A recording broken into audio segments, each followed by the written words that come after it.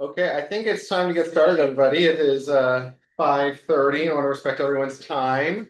Um, we have a pretty loaded agenda at the last minute right here. And before handing it off to our guests, which we're very grateful here, I just want to acknowledge that there was a fire earlier today that shut down Hinalani Street. It has been open since then. I'm not entirely sure what the exact status of it is. I don't want to opine about everything, but there was an alert everyone got earlier on their phones today that there was a fire in Kona, and I think that's the first one of the season as far as I've been paying attention and can be aware of. So just want to flag that for everybody's knowledge to as we get started in this conversation. We have a wonderful guest. I'm very grateful. We have John Pipin from Pipin Consulting. He is working with the Waikoloa Greens development that is planning some work on not the village area, but of the no, the south east side of the village, on the other side of Waikoloa Road and Malka of the village up there. And I just want to, if everyone's here, if you read the article or know what's going on, there was an article earlier 2 weeks ago about some of our testimony that all went down to the WEER Planning Commission. And just so everyone knows, we did go on a tour afterwards. I was very grateful for John and Kanani for coming to the village and going on a tour with David and Bob and I. And we spent a whole morning talking about all sorts of stuff. And after that, John will gracefully said that he'd come talk to us and present. And yeah, that's sort of how we got to this point right here and why we're all in the room here together. That's basically it. So thank you, John, for coming, and go ahead. Let us know what you got. Thank you, Matt, for the introduction. Thank you all for being here this evening. I'm John Pipin, Pipin Consulting LLC, based out of Kona, where I live. A little 5-acre farm with my wife and 8-year-old daughter. Been living here in Hawaii for a little over 20 years now. Been doing planning pretty much that whole time. Excited to share with you the work we've been doing on this project today. I'm really grateful for the sunshine too. It's almost nonstop in Kona, so it's a nice ride. Thank you all for being here again. So I'd like to open with community need, right? Communities need a lot of things, and this project exists to solve real problems for real people, like hotel workers commuting 2 hours or more from South Kona, from Kona, to work at the resorts down here on the Kohala coast. The family that wants to farm but can't access land.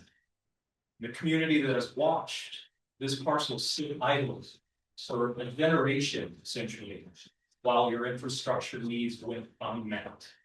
So Waikoloa Green is the community benefit package, and then some, that Waikoloa Highlands promised but never delivered on.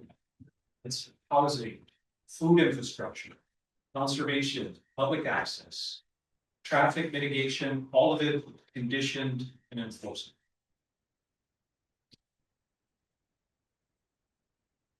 So here is a conceptual master plan of the development. You'll note, I can at the screen with my finger. So to orient you here, Puamalea Street, Lāhainā Ave, Waikoloa Road. So the village proper off to the northwest. This is about 716 or so acres. 400 multifamily units are indicated in this nearly 15-acre piece here with frontage on Puamalea. This is phase 1 down here. These 10-acre lots are indicated for a food hub also in phase 1. So this is where folks will be able to bring their excess produce, process, package, cold storage, distribution. Also a farmer's market is intended down here. Phase 2 would entail approximately 100 of the family ag 1-acre lots that's indicated here in this area. This would also be phase 3, which would be the remainder, about 175 of the family agriculture 1-acre minimum lot size.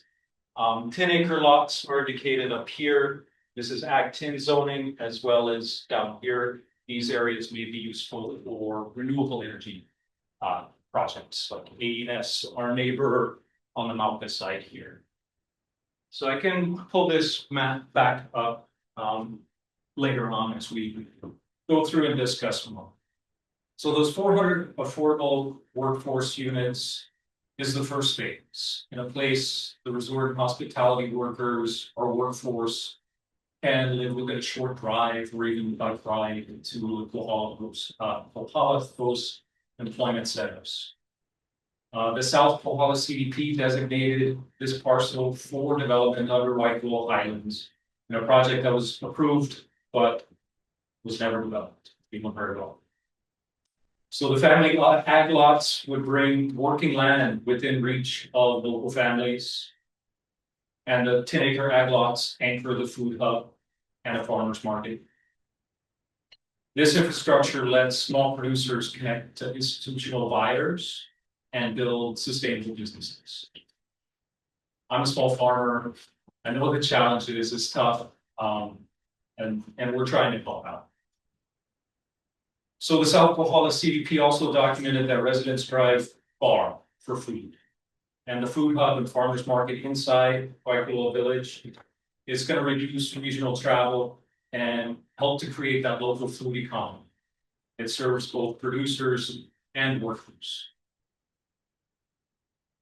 So historically, this parcel has been unmanaged buffalo grass, fountain grass, a real serious fire hazard, right? These are among the Hawaii's most dangerous fire fueling invasive species. So our proposed development would replace that fuel load with landscaping, fire-wise development, professionally managed open space, access, and water supply. Critical elements for wildfire suppression and risk management.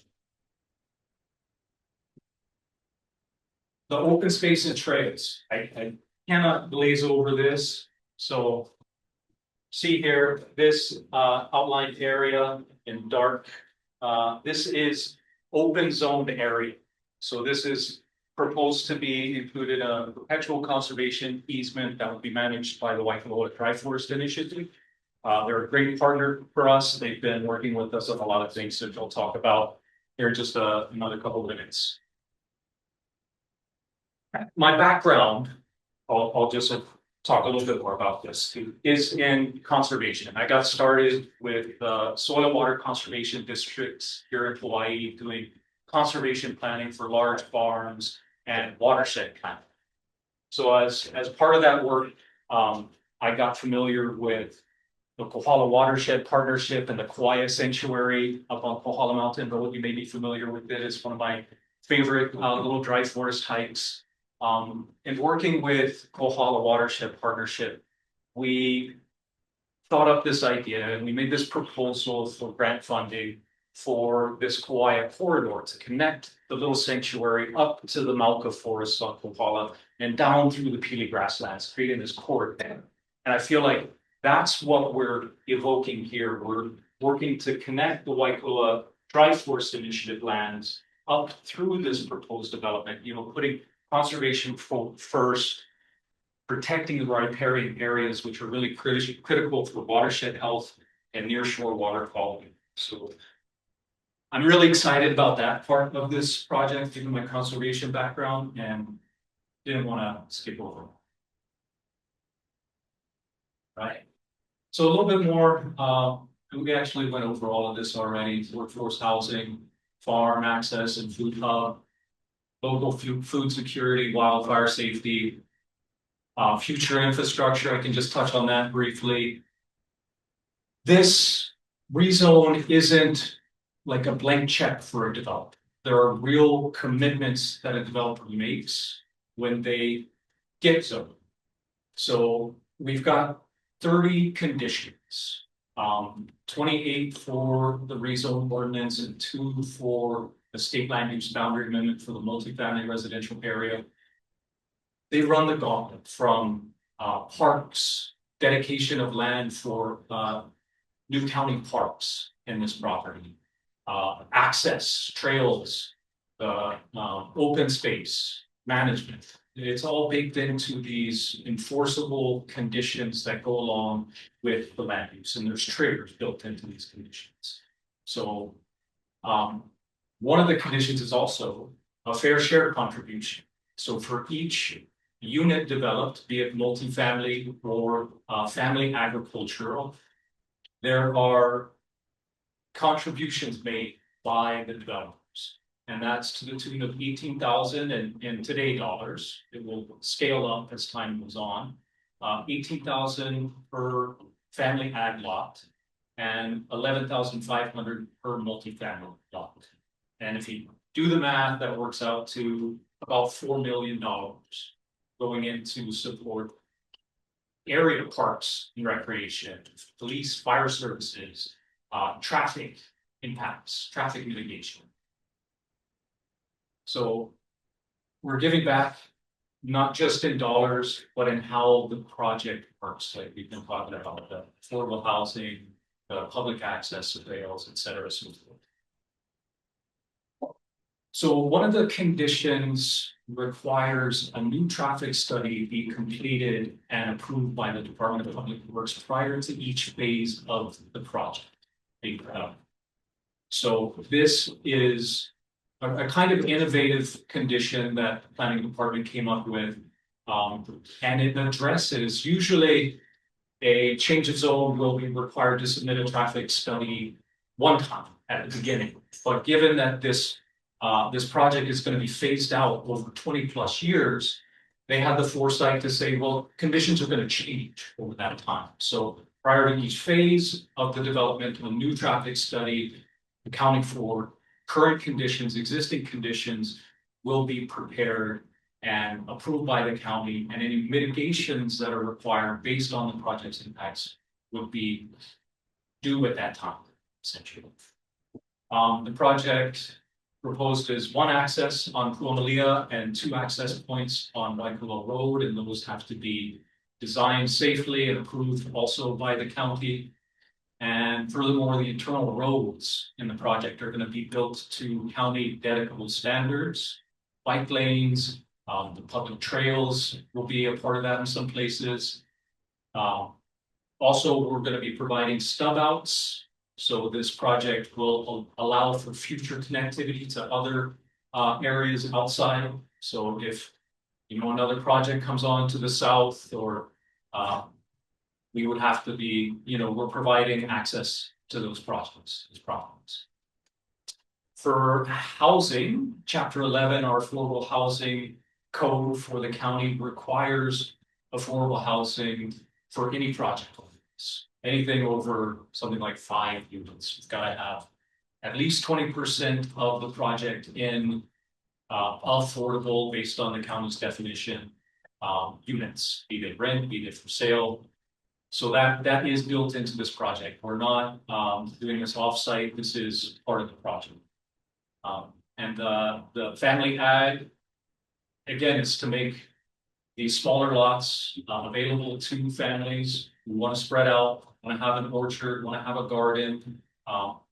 The land just isn't available, right?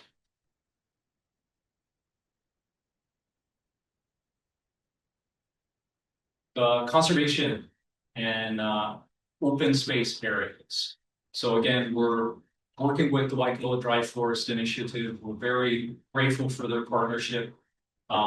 They've been helping us already a lot with like fuel break maintenance, helping to clean up, some illegal dumping that had happened on the property in the past. They've been great partners, and we're really looking forward to continuing that work with them.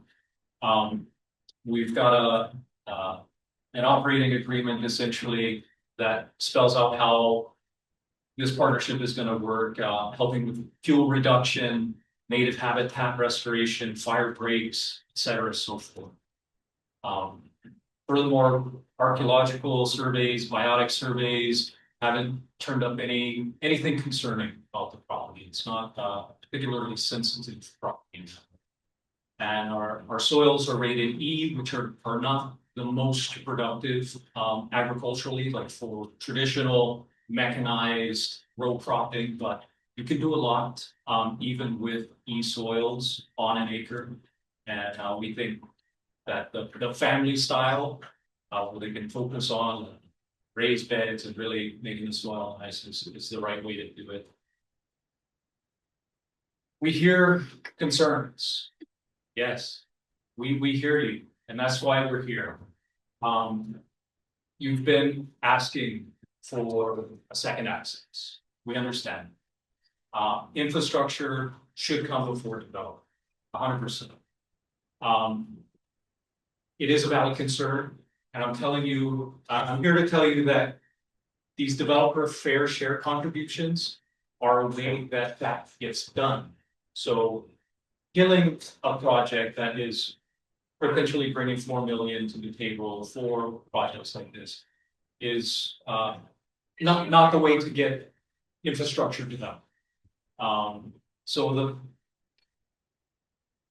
So yes, denying approval eliminates that revenue stream. So the county has set aside $2.5 million. I know there's some caveats on that for the design of the second road, Kamakua Road.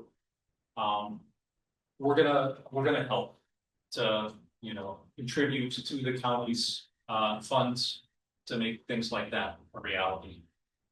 And again, fire concerns. So we hear you loud and clear, and I think this is top on our list. And the Wildfire group that you guys represent has been doing the work already, and we're kind of catching up. But we're bringing good expertise.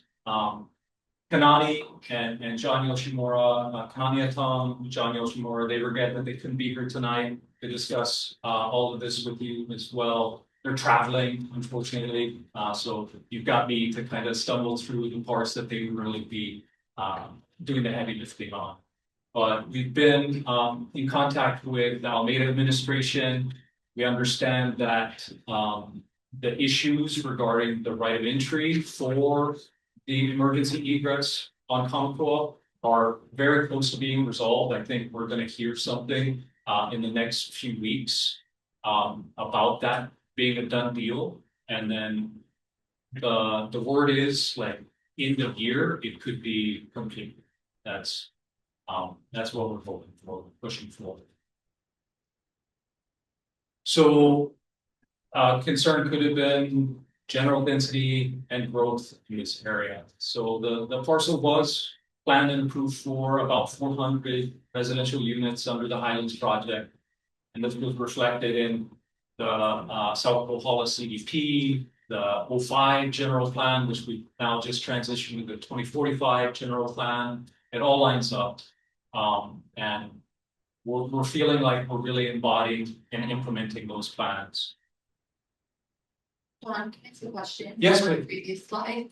Yeah. You noted that Yes. if people work where they live, it's fewer car trips on Waikoloa Road, but one of the central concerns we have is in the event of an evacuation, it's actually more people from this community that will add to the congestion of the road. So my question is, do you know if this project was involved with a traffic study that was just done? We're gonna have the results of that next week. Yeah, Meeting. I do not. Okay, Yeah. you don't know, or they- you don't think you were, I don't know. okay, They didn't reach out to us, but this has been like public knowledge for a good amount of time already. Yeah.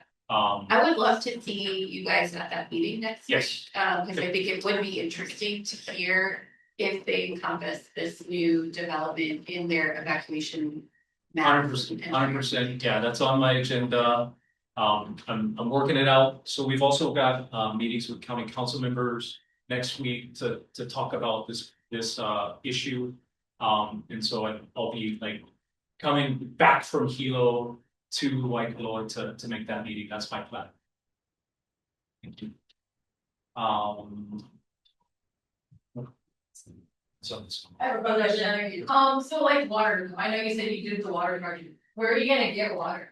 No, I'm not joking, like Yeah. there's trying to be a water shortage, right? We're gonna, where is the water the excess now? No, we need, where's it gonna come from? yeah, Hawaii Water Service provided us with a will serve letter for the entire project, its needs.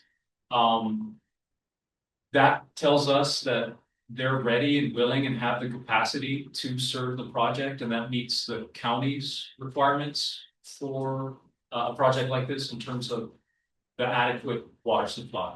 Well, I mean, I garden, you don't understand how much water it takes to keep our gardens alive. Like, Yes. so when I have your property for a family gardener in raised beds, it's astronomical the amount of water that's gonna be needed to sustain any substantial garden. And then on top of it, the dirt, yeah, you said the dirt's junk, it's no joke, you have to buy every set little inch of dirt you put in to grow anything. So this project, no offense, but our lots of the village are already 300,000 for a 2 point whatever quarter of an acre. And you're gonna be over $1 million for your project. I can't say. I know, that's the problem, what people's reserves are, and I'll be honest, I've lived in this village since I was born. So it is a huge problem to me to watch the $2 million houses that are going in that I will never afford, and people I grew up with will never afford. And to hear that ag lots are gonna be available, that's wonderful. Sell it for 200,000 so that we can put 400, 500,000 into it out of our pockets. Yeah, I agree. But that's why people are not happy. Yeah. So there's the honest. But you can continue, sorry. No, I hear you. I can address the water question though, because that is completely, a really good point. Hawaii Water Service, they know what it takes to do agriculture here. They came up with their own independent estimates, which they're charging us a premium for. And the lion's share, the vast majority of the water that is set aside for this project is for agriculture. So just laying that out, they've like run their numbers, and this is what they're saying that we need to provide. Sorry, I wanted to say that there is no agriculture in Waikoloa, right? The native Hawaiians didn't even live in Waikoloa. They didn't inhabit this until a village was built for the hotel workers. And the land that you're building on is not conducive for agriculture. It is rocky, it is hilly, it is riddled with this invasive grasses. So how are people supposed to grow food on that? And also ag water is cheaper water than residential water, right? Like there's ag water price. I don't know if Hawaii Water Service is doing that, but in other parts of the island, so there's ag water. I know parts of Waikoloa, like the Dry Forest Initiative's current preserve, are very rocky, very little soil. That's not what we have here on this property. I walked it with them a few weeks ago.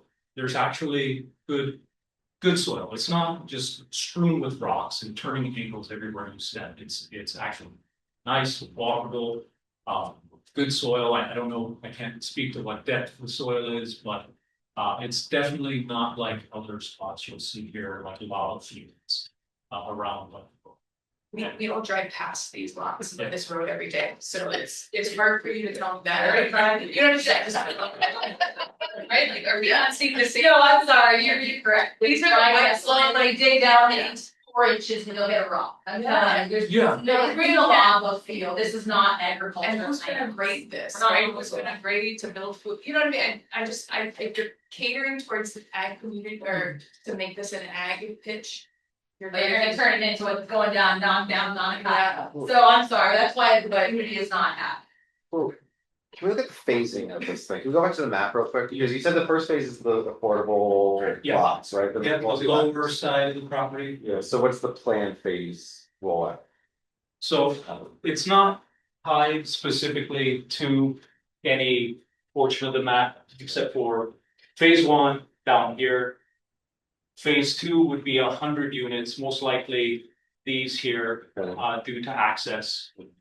Then phase 3 would be just essentially the rest of it. Where did the food lots in the renewable energy thought? Phase 1. Phase 1 along with them? Yeah. Okay. And the same thing with the renewable energy lots? This is So kind of, it could happen at any time, honestly. And the existing power lines that run through there, the water plane that comes through there, there's so many things that I don't think it's the cart before the horse in every development that happens in Waikoloa. One other thing 37 years. that I meant to mention slipped my mind, it was maybe gonna be on my last slide, but I'll bring it up now. We've been working with HELCO in the last few weeks, and the first round of hardening of power lines that they're proposing is gonna come from RES down to their station here. So they're working on this and planning to have it done in the next few weeks. So this is gonna be the first round of infrastructure hardening around Waikoloa. They're gonna go up and around the village after that. Yes, John, you mentioned that the fair share contributions yes, would roughly work out to about 4 million. yes. And what is the timing on those? Do those payments, 18,000 ag lot, 11,000 for resident? And then So they're due. are they in advance? Or do you pay those when the lot is sold? No, it's in advance. So the process goes. You prepare your subdivision map once you have your entitlement, your zoning. You submit that to the planning department. They say, okay, this looks good in concept. It complies with the subdivision code. It complies with whatever was written in your conditions for your ordinance. You can then prepare detailed construction plans for all of the infrastructure that goes along with it, the roads, like the water, electrical lines. Once you install all of that infrastructure, then you can come back to the county and say, okay, here's our final subdivision plan. And at that point, they're like, good, you've done the work. If you're dedicating these roads to the county, they inspect the work, they say everything looks good to code to spec. And they say, okay, now you can create your meets and bounds and market these properties. You get your final subdivision. So it goes through a lot of steps. And before you get that final subdivision approval and you're able to market lots, the fair share contribution is due. But that doesn't mean that the county is going to use the fair share contributions No. for our second road. Correct. There's nothing that we can do to tell them how to use that fair share contribution, aside from what is already written into the conditions. So I'll just read this off. There's 5 different buckets that they split the fair share contribution into. Number 1 is so 8,600 and change per single family lot and 5,600 and change per multifamily residential unit will go to the county to support park and recreational improvements and facilities. The second bucket is 416 per single family residential, 179 per multifamily residential to support police facilities. It goes on. So the next one would be fire facilities, solid waste facilities, and then road and traffic improvements.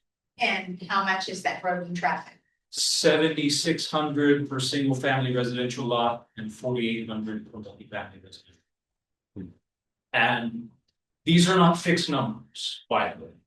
They have to be adjusted according to the Honolulu CPI. So as cost of living increases, the fair share increases.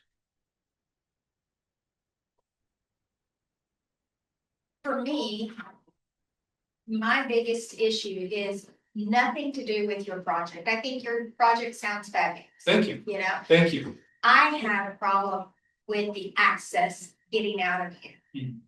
And you're fixing, your phase 1 is 400 multifamily units that's Yes. going to be added.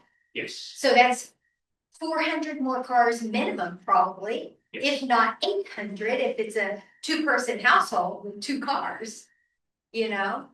And the traffic study is required to be updated prior to affecting that multifamily development. So yeah, can you Prior expand to on that? plan.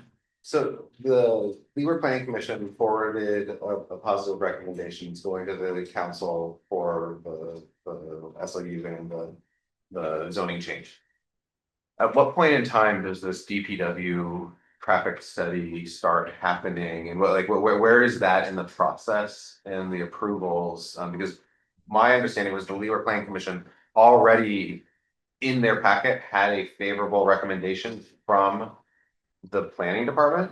So I don't know, like, where, the order of things is a little confusing. So within the recommendation from the planning department, there was two of them due to it being a state land use boundary amendment application and a rezone. Among those pages of text and explanation of why they came to the conclusion that they did, that this was an effective land use for this area, the conditions are in those recommendation reports. Okay. So condition E speaks to the updated traffic impact analysis report, so it's a good paragraph, I can read it if you want to. Like this, look at it. But, yeah, prior to issuance of the final plan approval, so that would be the multifamily increment, or final subdivision approval for each phase, the applicant shall submit an updated traffic impact analysis report to the Department of Public Works in consultation with the police department and the State Department of Transportation for review and approval, and it goes on. Okay, But so it's with the police department, state, HDOT and DPW, but you guys are the ones that are writing the actual traffic study, it's just going No. through them. a respected licensed engineering firm. But you are funding a traffic study through a respected fund, a firm that will be submitted to DPW through the police department and HDOT. Yes. Okay. Yes. Do you choose the first? Or, Yes, we get to choose it. okay, are you worried about that resulting in a favorable recommendation if you're No, hiring someone that because- make it sound like? Because DPW, DOT and police review it and have to approve it. We can't submit anything we want. It has to pass the county's review. Yeah, but you're paying the firm, right? So the firm will write what you want them to write. No. Okay, alright. So You got the way it works. traditional traffic studies usually looks at the impact that expected daily travel demand will have on the impact on traffic. In terms of level of service. Correct. So, it's traditional level of service is, how much construction traffic delays you get Yes. during a normal peak hour. Correct. And it never addresses the question of whether capacity is adequate to accommodate an evacuation. Correct. So what you're saying is that you will do the traditional traffic study. but That not an is- evacuation Yeah, study. that is how the condition is written.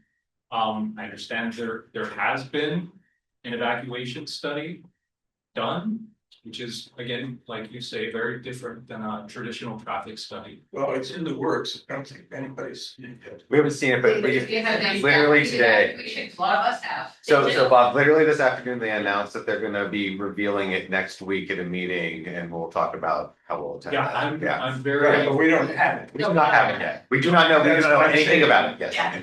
You don't, It's not available. It's not available, no. It's Schrodinger's, And we don't know if it includes this. we don't.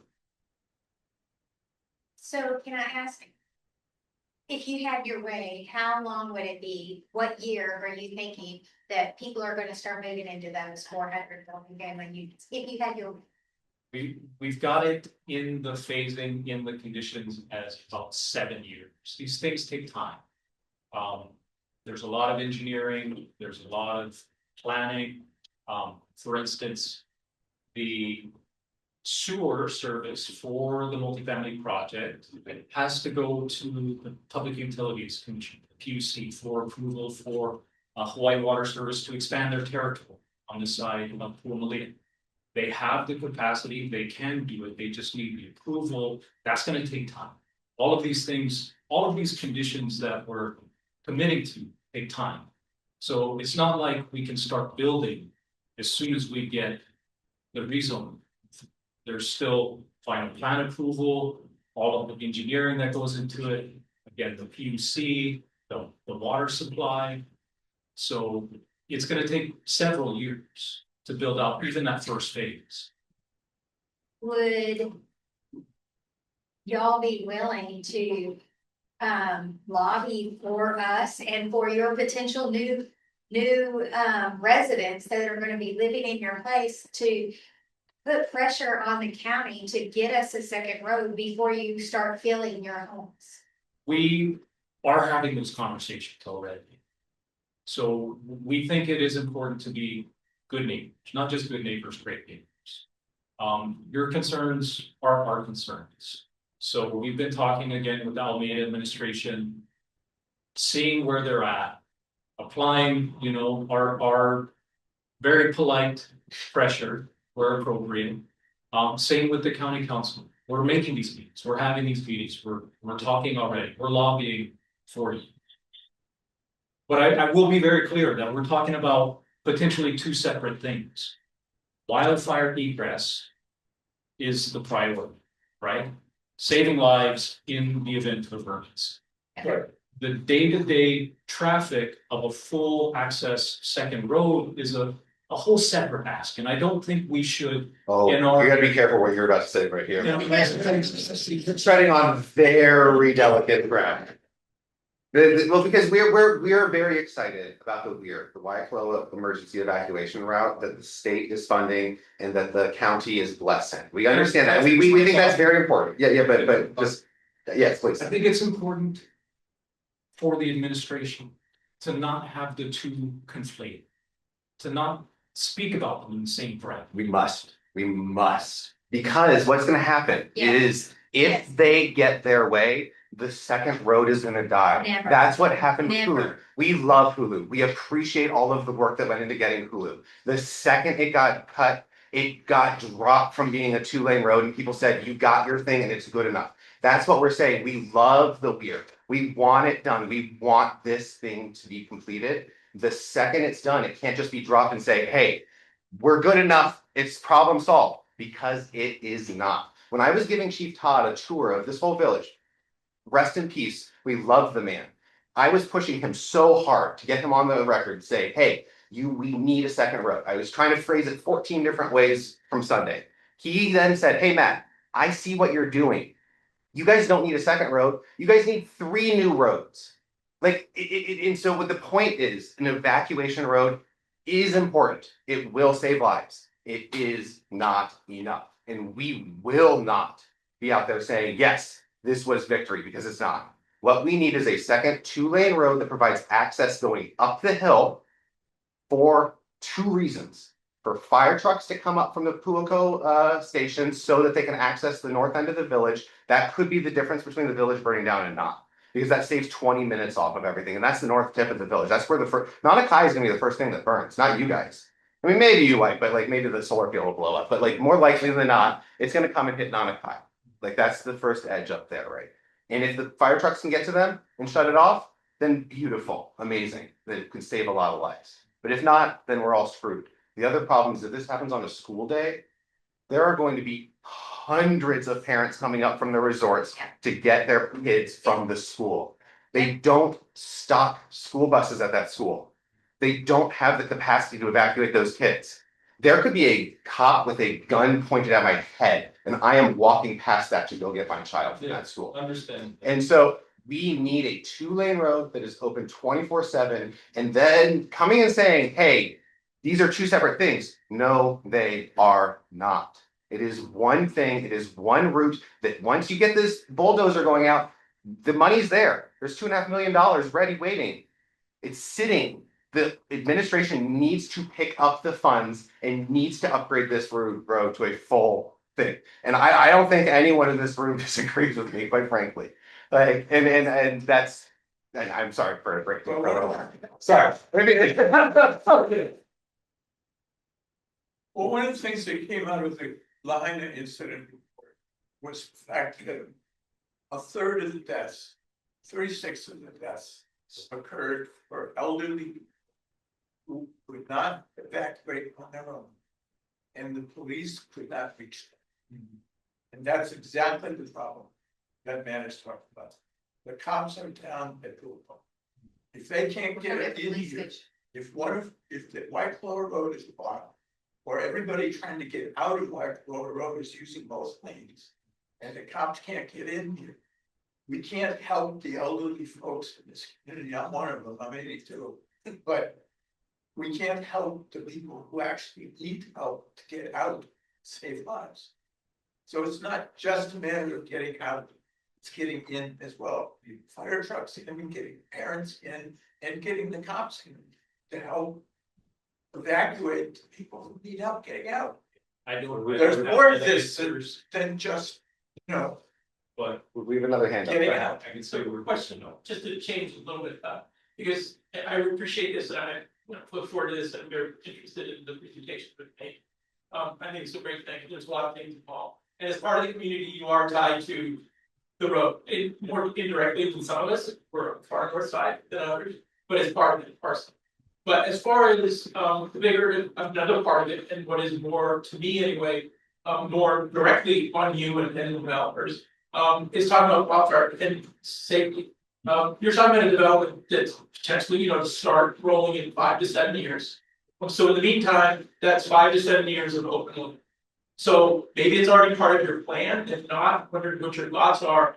We've been very successful as a WBA in doing some raising, although not perfect, on our side of Waikoloa.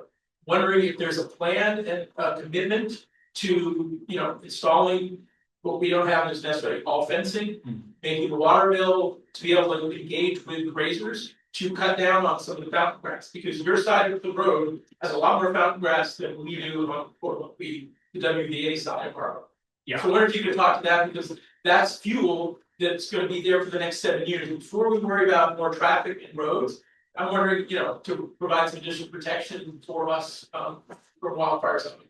100%, I appreciate the question, it's something that I intended to touch on in the presentation, but didn't quite get to.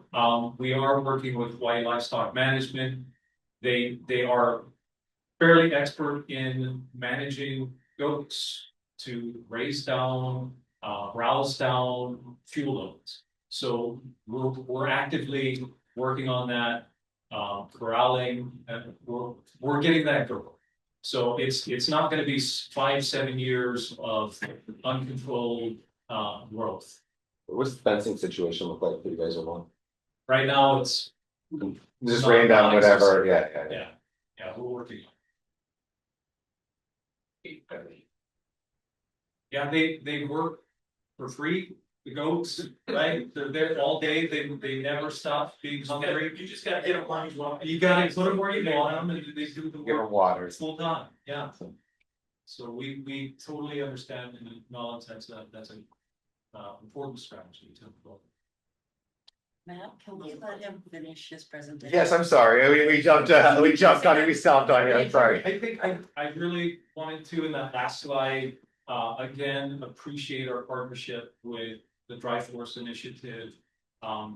They've been such great partners, and we're really looking forward to and excited to having them manage this open space and help us with that. So I think that was one of the ending points that I wanted to touch on, but I think we're firmly into Q&A, so let's just keep that going.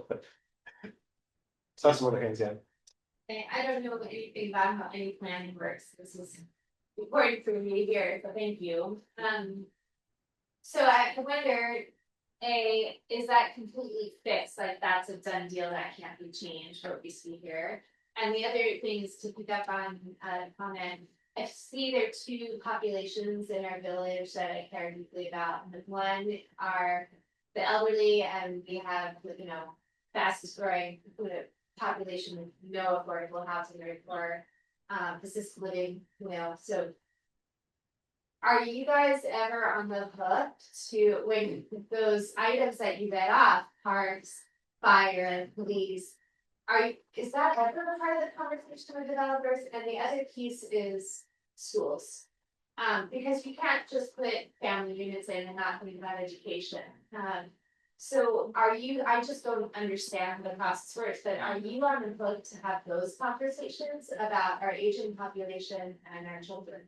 So great questions, appreciated. To the first one, and I'll try to keep all 3 in mind as best I can. The only thing that's fixed is the zoning of this map, not all the road system, all the individual lots laid out. We're saying that we want this area to be Ag 10, we want this area to be multifamily, we want this area to be family agriculture. This area is actually Ag 10 as well, as is this. The open space is a zoning designation all its own. So the layout the road network can all change, but has to comply with a whole separate county code, the subdivision.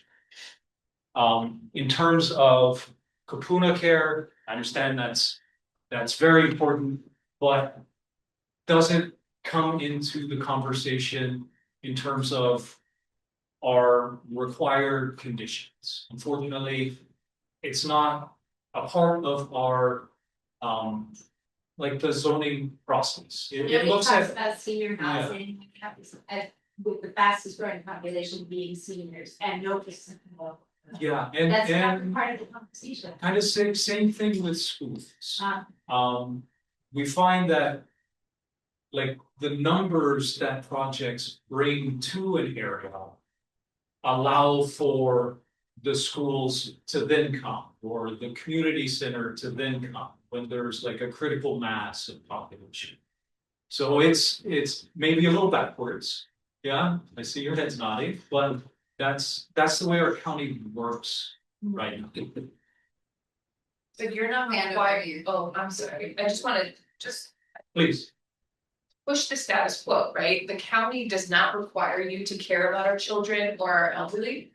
But as you're entering this community, still do it. It's the right Yeah. thing to do. So change what you're doing here. I mean, keep the multifamily, but like add more bricks, right? Like still do the right thing. Yeah. And not just because you have to check off a list of like, oh yeah, no schools is not on the list. Next, right? Like No. that's not the right thing to do. I At the end of the day. definitely get it. I'm sorry, I didn't. And part of it is like the height at which we're looking at development when we're talking about zoning or something like this. This is like the 30,000 foot view, and then you get closer and closer as you get into it. So we could see some of these family ag or some of these ag 10 lots be rezoned in the future for things like elder housing. We're required to dedicate something like 5 acres for county parks and recreation. I know that's not a school, but the county may choose to use a portion for a school. So there are a lot of community benefits built into the conditions and for a project like this. We don't have conditions for everything that maybe everyone would like to see. But we do have a lot of good things. On the condition. Is this- Sorry, you asked your question. I'm sorry, I keep cutting. Okay, well, the other thing I wanna add to this is bringing in all of these people, I know, not now. But we only have a 40-bed hospital, and we need healthcare on this island. Because anything major has to be airlifted to Honolulu. So that hospital up there can handle maybe 40 people in a bed. And that is it. And they certainly aren't a #1 trauma center. Yes. And so everybody would have to go up there and then be helicoptered or flown over to Honolulu. So I think until we can take care of the people here that we have, we need to look at an infrastructure for another hospital. Yes, I hear you. I've been working with the Kilo Medical Center on their projects. Kona, they're doing a lot of great work, and I know something like that is really needed over here on the side too. John, and I think the theme I'm hearing is, and I'm gonna use their own words, if you wanna be great neighbors. Yes. I think there's an opportunity for you guys to use your lobbying power. You're having meetings with Kimo and his team, you're meeting with county council to say, looking at this, I think if we could set aside some land for a high school, that would go a long way to attracting people into this community and building good relationship with the community here. And if we could set aside some property for a senior assisted living center, that we could be great neighbors. And you're already, you're here on behalf of Waikoloa Green and John Donnie, you guys have your ducks in a row. I think this is an opportunity for you to help advocate for our community in that way as well. Is it required? Absolutely not, but I think it could lead to a more successful development for you as well. I really appreciate that kind of change of frame. We can be your advocates, your champions. Right now, our coalition, we're working towards wildfire safety in the second row. But I've had many conversations with people where I said, as soon as I'm done with this, I'm gonna try to get a high school for Waikoloa Village. It's too late for my daughter, she's 5. There's no way a high school will happen in the next 10 years. But for someone else's daughter, maybe we can do that, and maybe you guys can help bridge that gap too, if you have the capacity to help with that. Well- And also, can you help with our second? But we don't want to put more kids in. Danger. Not the Okay, second. so, Yeah, that's a good point. We don't want to support it. But you talked about a breaking point. We're already there. The Waikoloa Elementary is over. You know, they're already over, and so and then for high school, you know this, the kids have to be bused to either Kealakekee or is it Honoka'a or is it Hawaii? No, there's no option. So now you're bringing more families in without really school. Into an area that's cul-de-sac, one road. I'm worried this is another giant cul-de-sac, by the way. If that's what. so. Yeah, Yeah, what we've proposed to the mayor when we spoke a year and a half ago is that he lead a dialogue among community and developers, both many new residents, to try to develop funding package that would include county money and some development. And that's something that we discussed with you and John, did our walk around the community. Is that something that you would be willing to support? It's definitely something we'll look at. I can't make commitments myself. I'm a lowly planner, but what I can do is I can take detailed notes and bring these back to the team and push forward. So can you tell us like your phases of approvals that you have to go through before you get to this 7-year potential where people are starting to move in? At what point would there be a point where we could say, okay, let's just hypothetically say it is 7 years before you're ready to have somebody move in?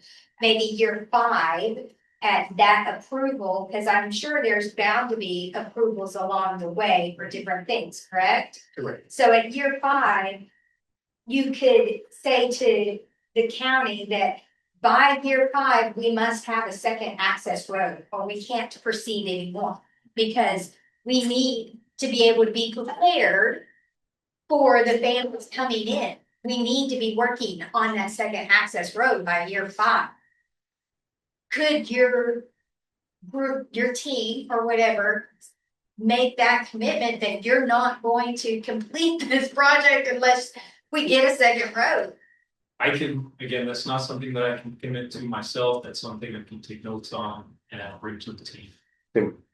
So to quote from your boss, John Yoshimura, who was asked basically that exact same question by a LEWER planning commissioner, he said it wouldn't be very fair to put it on them, which is totally true. I agree. Like it's they're the ones whose turn is in the barrel right now, but there's plenty of other developments that we've got issues with that also need to be contributing. It just happens to be that we have our shit together now, and you guys are here finally. So that's sort of it.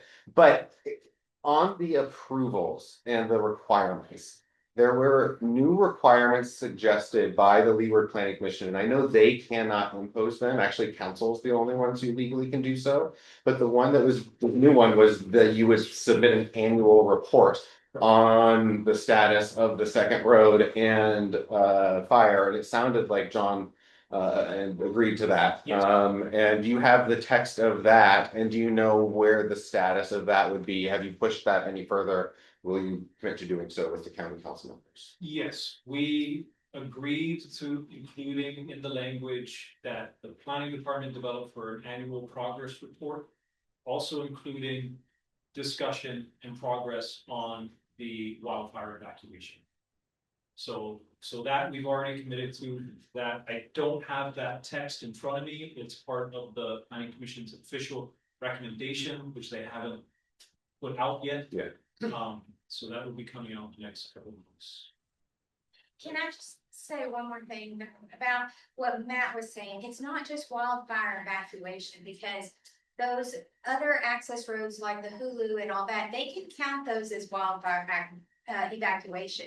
But it's also just getting in and out, because you're gonna be adding more regular traffic. We already saw in the development plan that there is already congestion at morning and evening peak times, you know?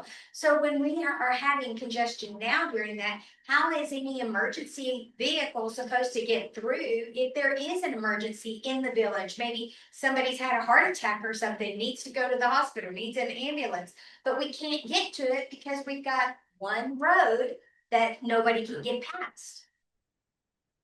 You mentioned the traffic study. Yeah. So, curious fact, the traffic study was prepared, they did their traffic counts, they did their study, and then right after they finalized it, the signals. So it already doesn't reflect current conditions, so that's why, again, it's important to have the studies redone at those critical phases of the development so that they do reflect current conditions. Okay, I think you should say, you just have one other question. Sorry, it's okay. That ag lots. I'm not sure what your vision there is. This like a community garden or these farms, or where you see? They're small family farms, so you can How do big a lot? 1 acre. 1 acre minimum lots. There'll be someone who actually living on that lot. You can build a farm dwelling on family agricultural lots. And this will be a hobby thing, or do you expect them to make a living on that 1 acre lot to support that family? Probably not going to be their sole source of income, not gonna lie. It's really hard to make it in farming. There's county requirements for ag lots. Yeah. There's county requirements for ag lots. You have to generate so much gross income in order to be zoned ag. So these people have to actually make an income. I think it's, I don't know, like $1,000 a year or something, and it's very low. As a way to foster more food production in Hawaii, so they make it kind of a low barrier to entry. But it's not a hobby farm. You actually have to sell produce somewhere and have the proof that you did in order for it to be zone ag. I don't know how you're gonna, well, I don't know if you're ever gonna police it, right? Like the county then has to police this. How many of these lots will there be, the ag lots?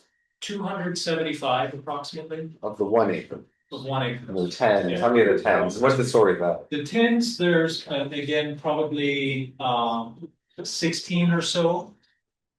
So those, For pasture raising, like grazing, because why those are zoned so large. they very well could be, they're not like really programmed. And those are gonna go to individuals, or families, Again, or? undetermined. So- Those are kind of almost like phase 4. Like, Oh, but I thought you said the 10 acre ones were phase 1 with. no, so yeah, the first, the Makai 10 acre ones, those are phase 1. I'm referring to all of, you know. Yeah, so who's going the in rest of those, the 10 who's acre. going in the Mackay ones? We don't, Are these gonna be families, is it gonna be companies? Okay, it's gonna be like a food, I see. right? So this is a big operation, food processing, storage, distribution. So it's like the backbone. So like warehouses, They do resemble warehouse. but that's what this developer does. I looked into this stuff, yes, that's what he does, he got paid $7 million for that lot, I guess, just so you all know. $7 million, that's all he put into that lot. Yeah, so So when he starts busting it up and charging $1 million for each lot, that's when the problem comes into play, and wondering why, where are the profits? Well, why is he just free greed? Is it greed? So we're at 1 hour, John. Yeah. Thank you. I want to thank you for your time. We just have a couple other things to Another question back here, I wanted. Okay, we'll do one question, but I was gonna also ask if you could stay after in case people have questions. Or you can run away if you want, you gotta get going. I'm gonna take my leave. Okay.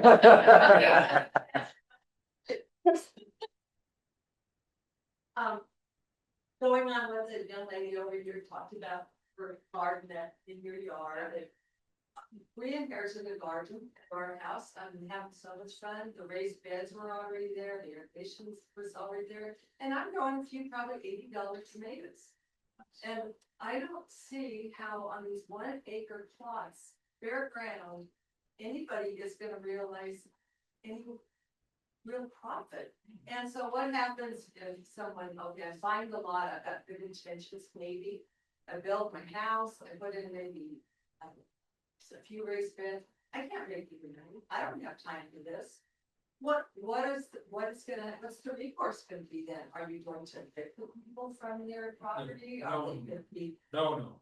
Yes, I personally, and I think this sentiment is shared by a lot of people who call Hawaii home. There's a lot of different forms of value, right? And especially when it comes to things that you grow with your own love and labor. You grow enough for your family. Once that's satisfied, if you have any left, you share with your friends in your community. Then, if you have any left in surplus, you can share it. You can sell that, right? So profit is not the main problem. I think a project like this, these family agriculture lots, form that baseline backbone of community food sustainability. You know, the box that comes around with someone's excess citrus or avocados. That's how I think about these lots.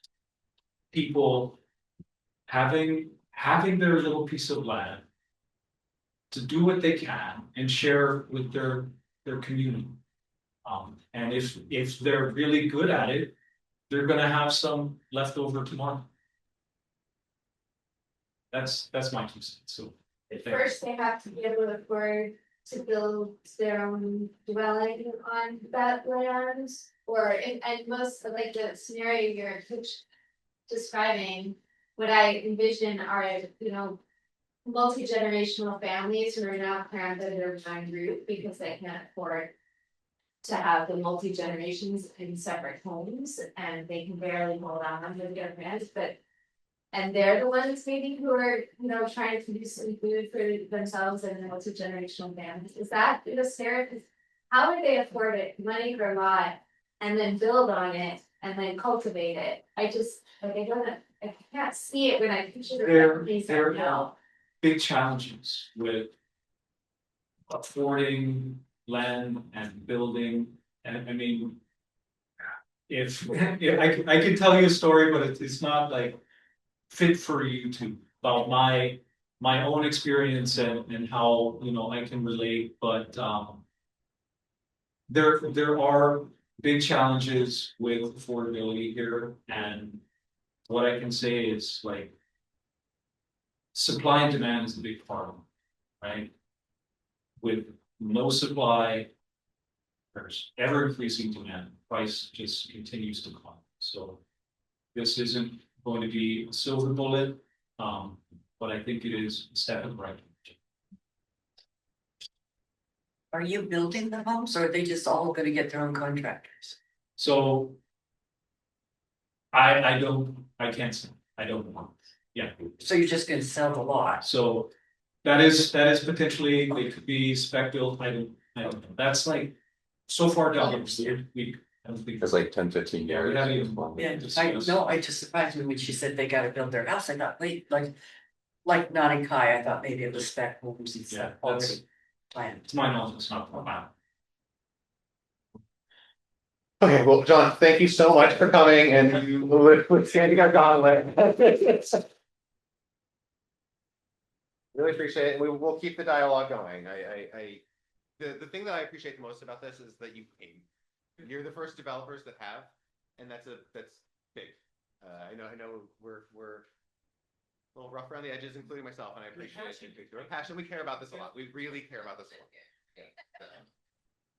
So, thank you. Okay.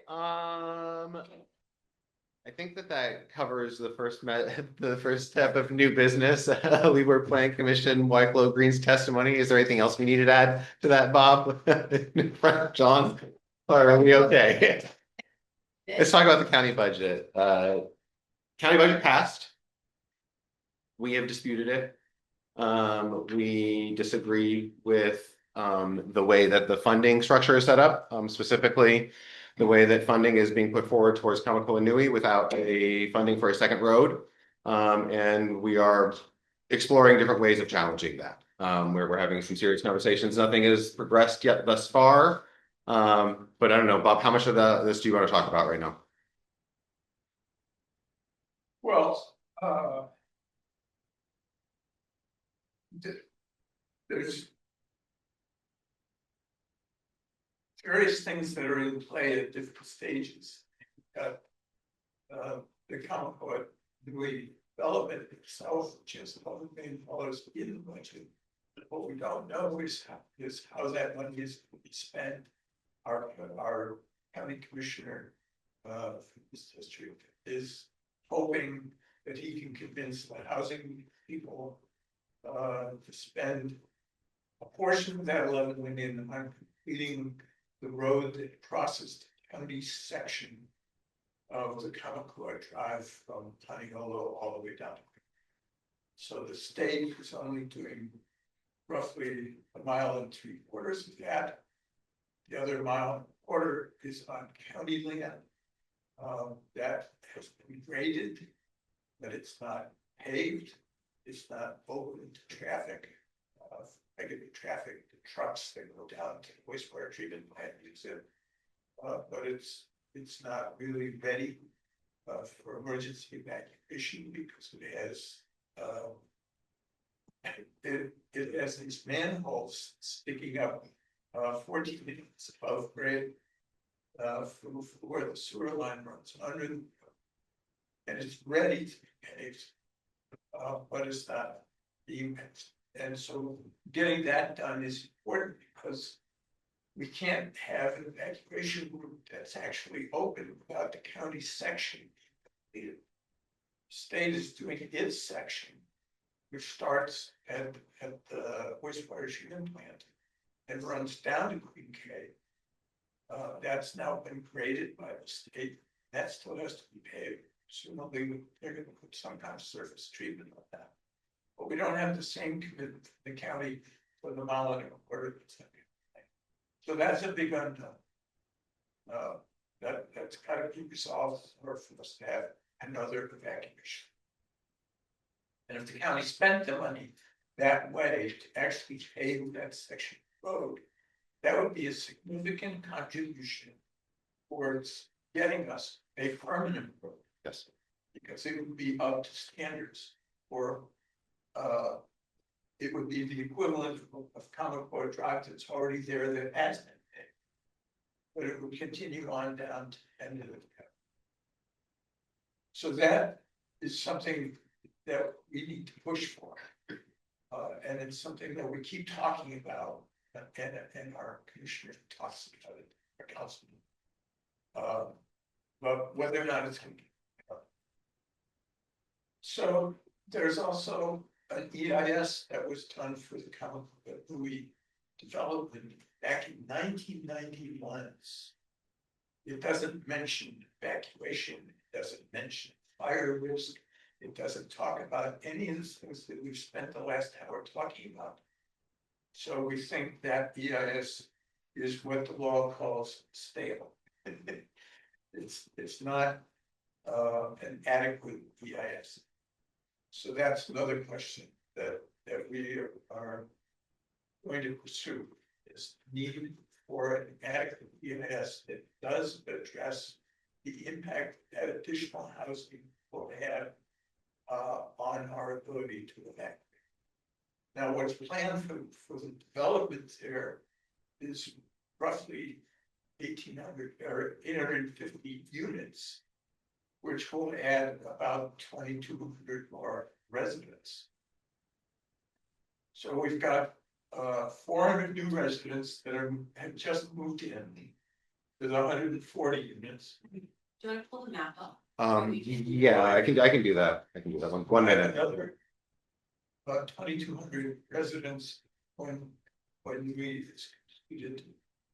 And then we'll have the residents that will move in. So altogether, that phase 1 of I will add roughly another 600 residents. Altogether there, we're talking about somewhere around 3 to 4 residents. This development, if once it's fully built out, all those lots are sold and occupied. At 777 dwelling units. 777 dwelling units is roughly 1,800 people. Given the average occupancy of a dwelling unit here, 2.5 persons in the dwelling. So that brings us up to roughly 5,000 additional residents in this community. Those dwellings. Then there's another workforce housing development that has just been announced last month, which will add another 1,000 residents Down here. So we're talking about roughly 6,000 more residents on top of the 7,000 that are already here. It's on the Mackay part of Waikoloa Road, right? It's down by the Greg Brown development and. I haven't actually spotted it on the map. I'm pretty sure it's down But there. if you know where it is, I'll have to double check. Foster sent that to us last week, so. So all of these developments together will add roughly 6,000 residents to. And we know back in 2005, when there was an evacuation ordered for a wildfire, that people couldn't own it out, which is what triggered the planning process to generate a community development plan that said we need a second road. That was what the plan was out in 2008. And then we confirmed all of that in 2021 when the mayor ordered an evacuation. And it took an hour of traffic to get from the schoolhouse down to the traffic. And it wasn't just the traffic backed up on Hō'oleʻo, it was traffic backed up on Waikoloa that was keeping people from getting out. So that's when we had 7,000 residents. So if we had another 6,000, how many of us are gonna get out when a fire? People that are close.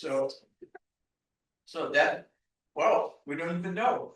What if the fire locks Waikoloa? That's what I said.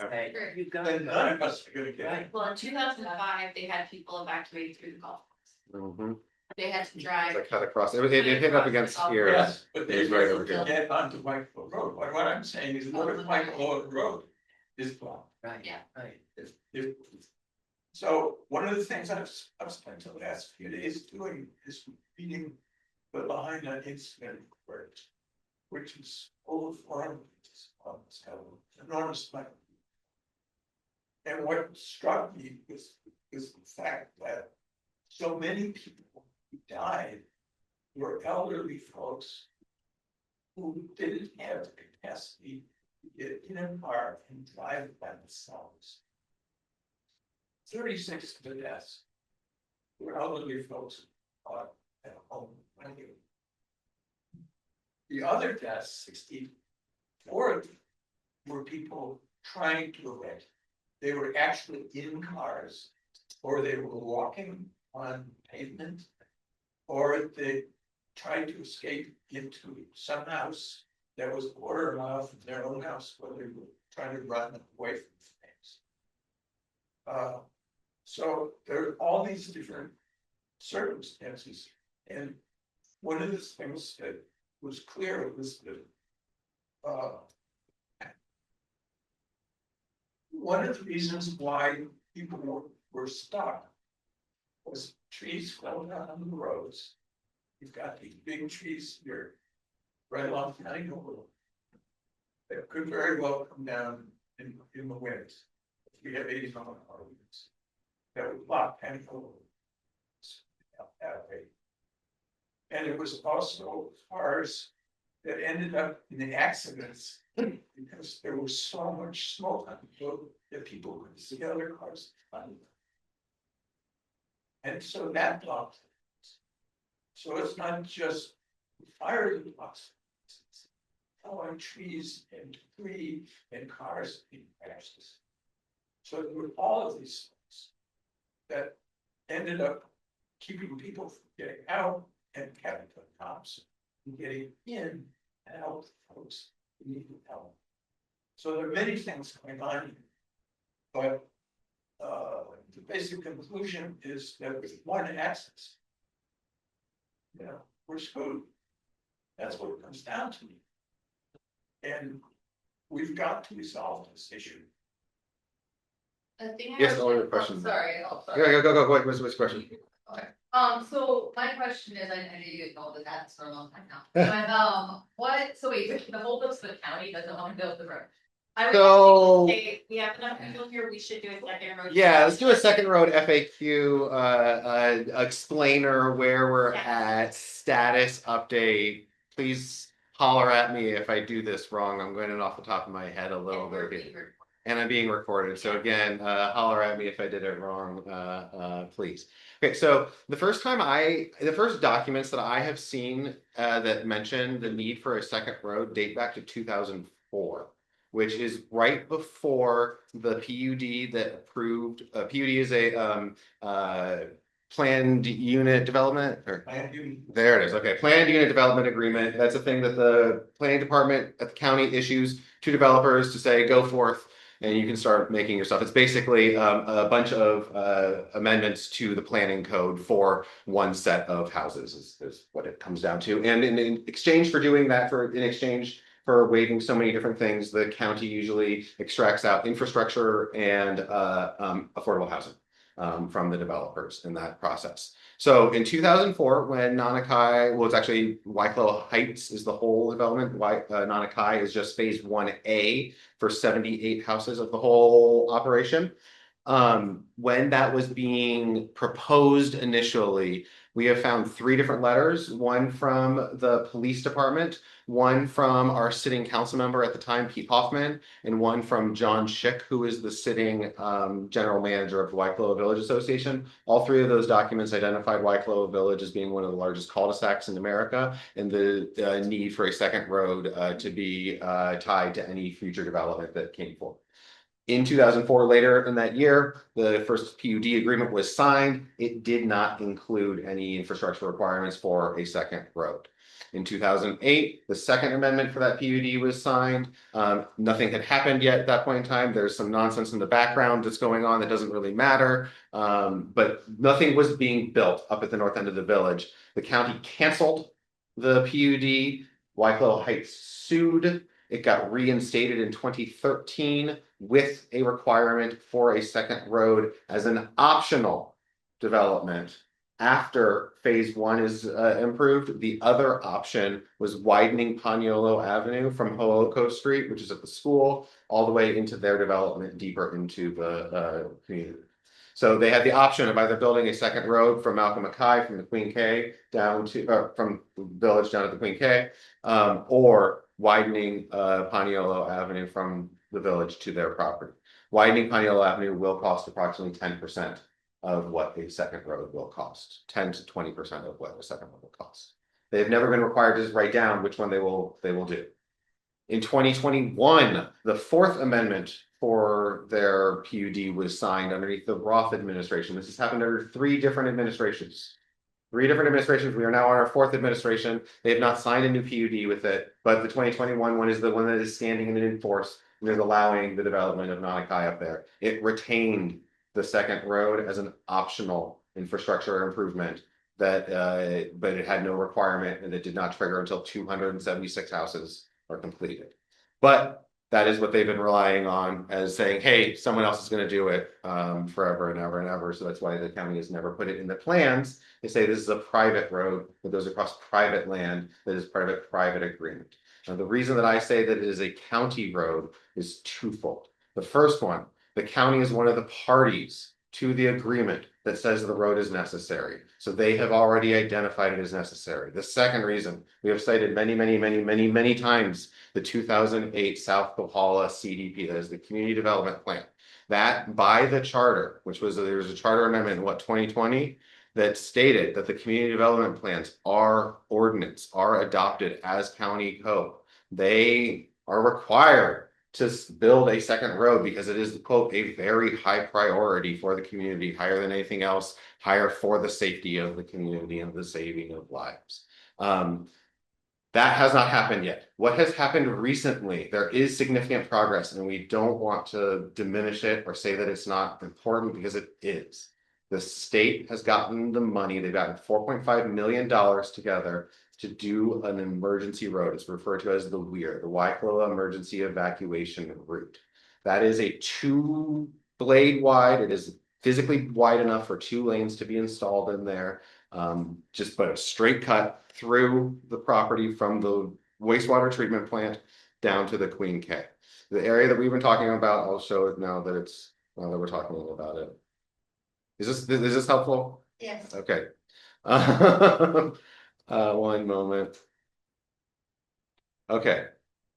This is Nanakai right here. This little horseshoe like hook shaped thing. This. Sorry. I zoomed way up. Okay, this is Nanakai right here. This is the Nahali Makoa. This is where Kamakoa Nui is going to be, those 850 homes we've been discussing. This is where the library is going to be right here. This is the skate park. Nanakai and Waikoloa Heights Phase 1A is this. The remaining 276 homes are going to go in between the village and where it's being built right now. And then the remaining, whatever 2,000 homes or whatever it is, are going to go up in these 800 acres up north of this gulch. But that's going to take a long time. This right here, this square right here, this black little rectangle, that's the wastewater treatment plant we keep referring to. This green line of trees, that's Kamakoa Gulch. Just for everyone's knowledge, every single gulch crossing costs something like $10 to $15 million. Because it's basically building a bridge. You can't interfere with the flow of water. And so it requires a tremendous amount of engineering, and it is by far the biggest cost of this whole thing. So just letting you all know that. That's in mind right now, it's in yours. Okay, so from here, from the wastewater treatment plant to the village, this big circle is oval. That's basically all owned by the county. That is this part where we're talking about this $11 million. We'd love it if it was going to paving for this, right? Initially, it was planned on doing a mini loop road, the infrastructure in the Mauka half, not connecting to this area. This little road that you can kind of see on the map right there, that's what Bob was talking about, is basically ready for pavement to stick on it. It just has some manhole covers sticking up out of it. Out here, and this is kind of fascinating, you can actually see the path of the route at this point in time on Google Maps. If you really zoom in, it's right there. That's it. And it's going to exit out right there. Sorry. But you can see the first half of it right here. This is when they've updated. You can see where the line is right there. So this is the path right here, and it goes straight to the wastewater treatment. That's what the state. That is what the state has done already. The state went out there and well, that exists right now. That exists, and the state is planning on upgrading that to a chip seal very similar to what Hulu has on it. But it will be gated on both ends. Connect that. It is connected to the highway, and you can see it pretty clearly if it's about a mile south of the Puoko exit. Yeah, exactly. It's like you can see, like it looks like someone drove a bulldozer through the hill because that's what they did. Yeah, exactly. There's the gate right there. So that's where it's going to exit out and spit out. Down here is where Hulu is. So it's about a mile north of Hulu. It's right before the gulch up here. Where is it? Make one of those a permanent road. Why it hasn't have a gate? Yeah. Okay. Yes, I do know the reason why. I mean, I sort of know the reason why. I don't know the specific reason why. I know the generic reason why. It's landowner permission. There are 4 landowners that this route crosses. One of them is the Waikoloa Village Association, and that's really the only reason anyone knows anything about this all. The Waikoloa Village Association owns the land that the wastewater treatment plant is on. It's a little narrow strip right here. And then there are 4 other TMKs that this route passes down there, owned by 3 different landowners. Owned by Kamakoa LLC, owned by Moki 2 LLC, and owned by the Frank DeLuce III Family Limited Partnership or something like that. I can't remember. What's that? When you go on the map, the 2 are connected. It's like only technically the association, one landowner, but it's one family of landowners. No, yeah, 2 of them are connected. Well, Okay. These are good questions. So the vast majority of it goes across Kamakoa LLC property, and it goes and weaves up into the north part across the dividing land. No, that's owned by an individual named William Morgan. Oh, so they took the name Kamakōa that the development used from the county development and gave their own LLC. I think the region is called the Gulch, yeah, that's, That area. And that the drive development was called. Just the name from the boat. yeah. So most of it crosses that land. So a fairly small strip goes across the Waikoloa Village Association land. A bulk of it goes across Kamakōa LLC land, and then there are two very small flag lots at the bottom end of the thing that go right above the thing. And these are the problems, I believe. I don't know this. I've not been involved in any of the conversations, but I do know there were really hard feelings from those landowners. Based off of public statements that both Mitch Roth and Kimo Alameda have made in the past. Well, John just stated tonight that That we're close. I think we've heard we're close for I've heard we're close over a year now. a dozen times from a different people. Like, so yeah, okay, I'll believe it when I see it. And I don't want to say on camera what I think about one of those landowners, but I have some very strong feelings about one of those lands. And I have opinions about what I think is the holdup. So, but I'm not going to say it. Recording, it's not our opinion as a whole organization. It's just a thing that I have been frustrated about. And the fact that we haven't gotten a signature apparently on these things. So we'll see. There's another answer to Michelle's question. Yes. That is that you can't have that kind of just a graded surface open to travel without it deteriorating very rapidly. Yes. So you cannot maintain just a graded surface. It has to have a permanent road bed installed and a surface treatment in order to be tolerable. Right, and I was not meaning to leave it like it was now, but why? That's why have it it costs cut out? $25 million. Sure. Have it cut out, why not just leave it? Because the landowners haven't given permission. They haven't signed because they say that it's going through their backyards. And Kibo Alameda, the mayor, has said publicly that the county will not participate in this unless there was something about like. They were relieved of all liability, Right. which. And the thing I wanted to mention as we're going through all of these details is that at the Houston's Talk Story last week, Tarnas and Richards were there as well. And the thing that Senator Richards said is that we should continue to write letters to the mayor and continue to let the mayor know that we care about this issue.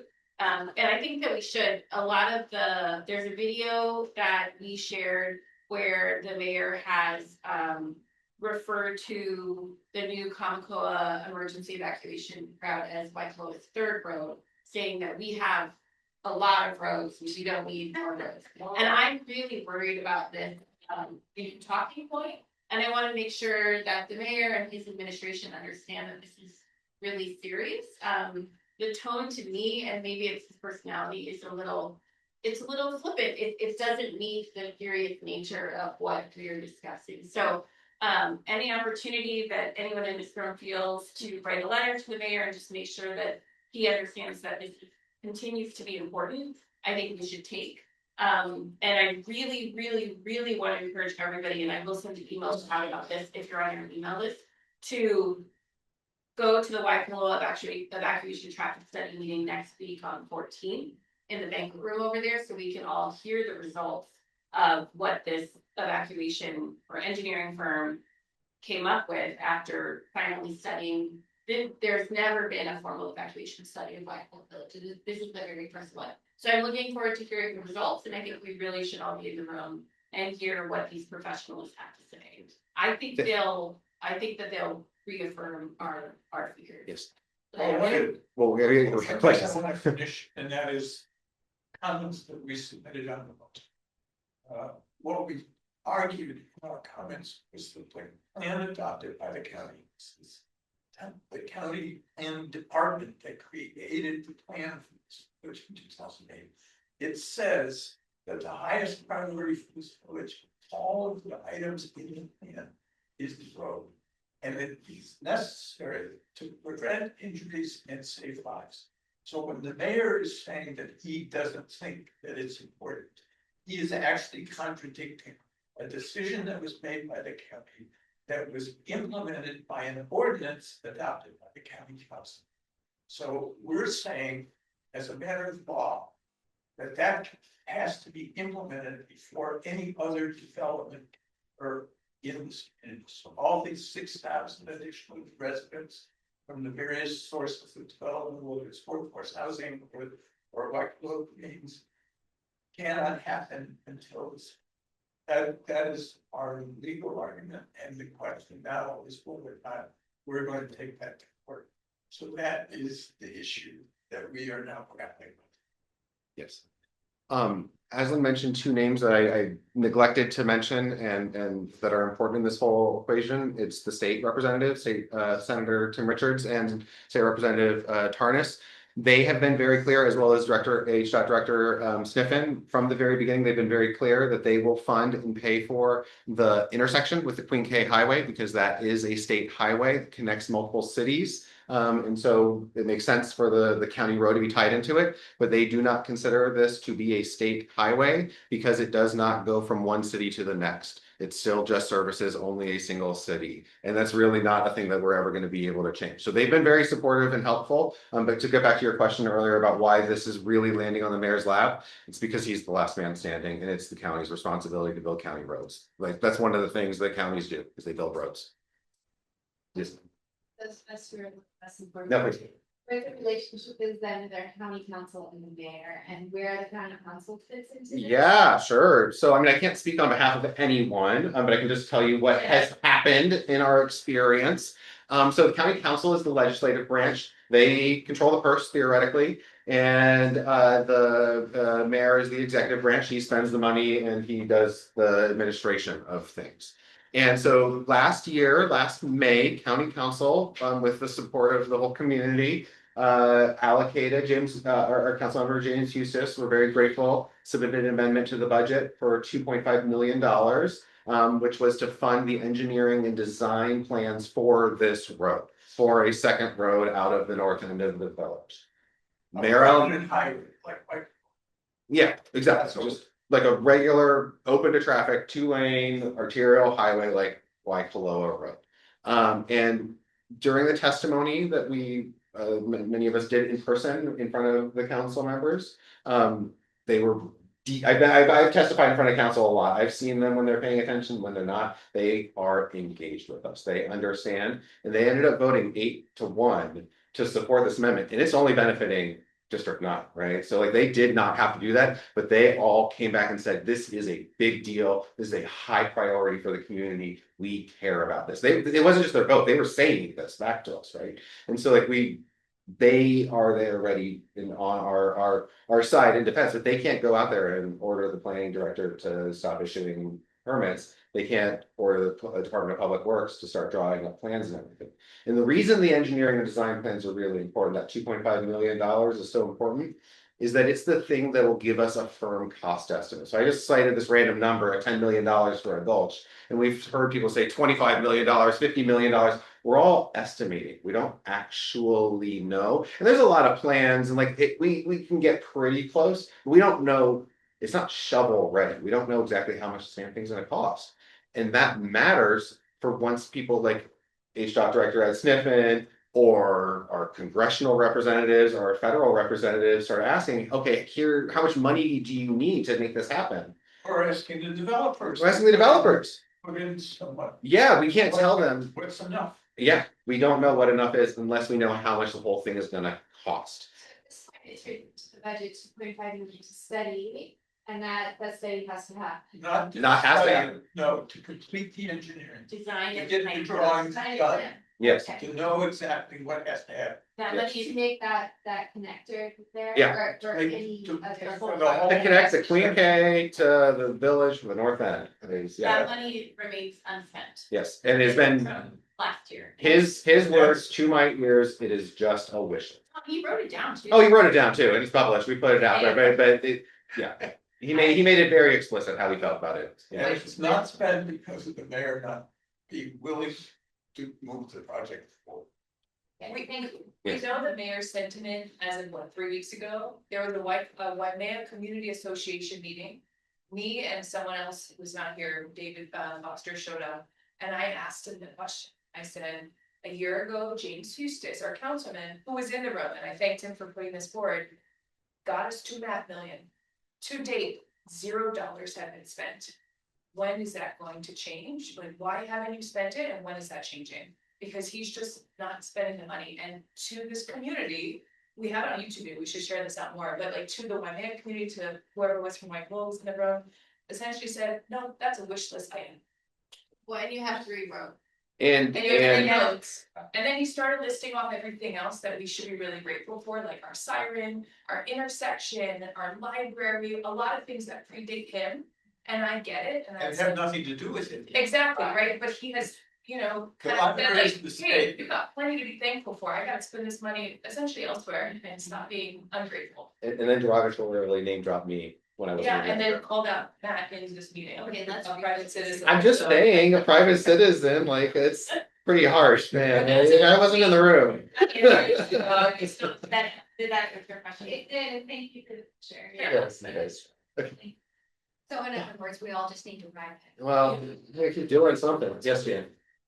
Interesting, a couple of weeks ago, I took my family up to the model homes at Nanakai. Yeah, And I turned around and the realtor was showing my family the Facebook report from Mayor Kimo saying, and Waikoloa, you're getting your 3rd road or your road. they were using And she it. said, we're getting a permanent road out of here. And I said, no, that's an emergency road. She played it again for me. I said, see, he said emergency. I said, it's going to be locked. Yep.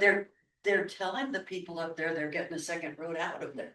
They're marketing second. I don't like that, so. I feel poorly about that. Let's just say that, it's not for us. Okay. It's not for us, that's right. Okay, we're at. Okay, we're 7 o'clock, hour and a half, we get. The 3rd road, because who's the second? That's what Yes, the yes. mayor is trying to do. Yes, sir. Yes, exactly. Yes. We're gonna stick around for questions, but I always like to respect everybody's time. We're right at 7 p.m. Thank you all so much for coming. Yeah. If you do not have a magnet for your car, please take one before you leave. We're also gonna be at the August 1st Waikoloa Market with shirts and magnets. And please come to the meeting next week about the evacuation study if you're available. Yes, thank you, everyone. Thank you so much. You.